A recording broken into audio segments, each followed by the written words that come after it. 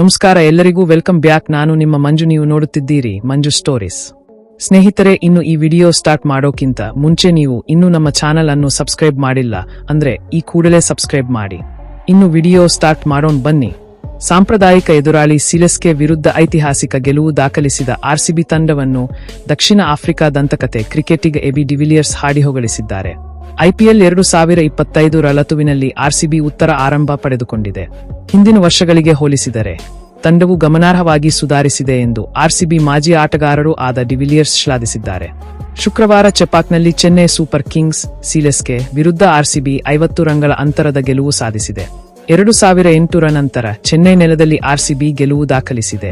ಈ ಬಗ್ಗೆ ಪಾಡ್ಕಾಸ್ಟ್ನಲ್ಲಿ ಮಾತನಾಡಿದ ಎಬಿಡಿ ಆರ್ಸಿಬಿ ತಂಡವನ್ನು ಮೆಚ್ಚಿ ಮಾತನಾಡಿದ್ದಾರೆ.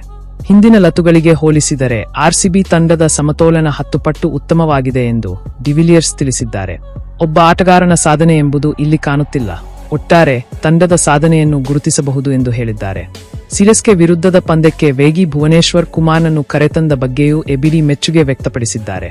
ಕೆಕೆಆರ್ ವಿರುದ್ಧದ ಪಂದ್ಯಕ್ಕೆ ಭುವಿ ಇರಲಿಲ್ಲ, ಆದರೆ ಸಿಲೆಸ್ಕೆ ವಿರುದ್ಧದ ಪಂದ್ಯದಲ್ಲಿ ಆತನನ್ನು ಆಡಿಸಿದ್ದಾರೆ. ತಂಡಕ್ಕೆ ಬೇಕಿರುವುದು ಈ ರೀತಿಯ ಸಮತೋಲದ ಸೂಕ್ಷ್ಮ ಆಲೋಚನೆಯ ನಿರ್ಧಾರ ಎಂದು ತಿಳಿಸಿದ್ದಾರೆ. ಭುವನೇಶ್ವರ್ ಕುಮಾರ್ ಪ್ರಮುಖ ಬ್ಯಾಟರ್ ದೀಪಕ್ ಹೂಡಾ ಅವರನ್ನು ಬೇಗನೆ ಔಟ್ ಮಾಡಿದರು.